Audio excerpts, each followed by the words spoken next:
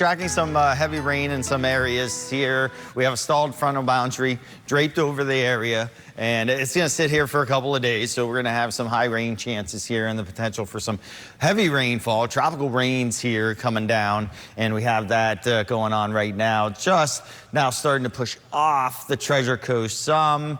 And I had a little bit into Boca. Now that's finally, it's kind of moved there and stopped, but it's finally winding down to some light rain from the Boca Resort. And then up to the north, we're looking at this area from Stewart Beach. Never really got heavily into Jensen Beach, but we still may see some boundaries flare up there. The heaviest rain now offshore, but boy, it was really going in this area from Port Salerno down to Hobe Sound. So we do have that flood advisory that goes until midnight because of that heavy rain that has already fallen there. Farther up here, all of this combining offshore here with some heavy rainfall just off of Fort Pierce Inlet too, and Vero Beach, getting a nice light show from that. Current temperatures have dropped there in Stewart with that rain that just moved on through. Otherwise, we're hovering near 80 degrees. Low temps tonight will be in the mid to upper 70s. Tomorrow, high temps, we're looking at the upper 80s to near 90 again, but the chance for showers and thunderstorms will be there, and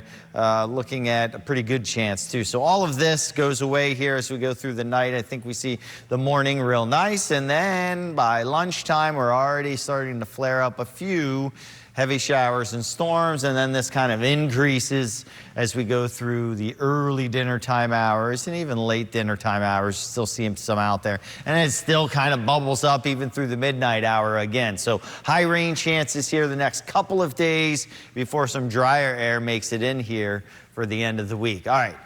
Hurricane Nigel out here, 85-mile-per-hour winds now, strengthening, and it may strengthen to a Category 2 here in the upcoming days, but this one will stay offshore, not bother any land through its entire lifetime.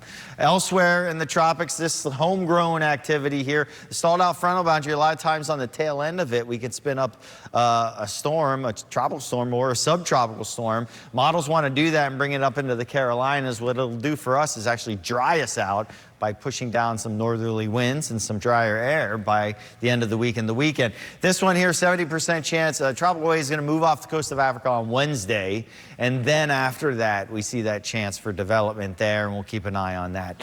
Beach and boating forecast, those swells have come down, but still a little bit out there, so be careful of that. 7-day forecast, highs in the mid to upper 80s the next few days, a little bit less humid. Friday and Saturday is, well, we start the fall season then, but then we crank it back up to near 90 by Sunday.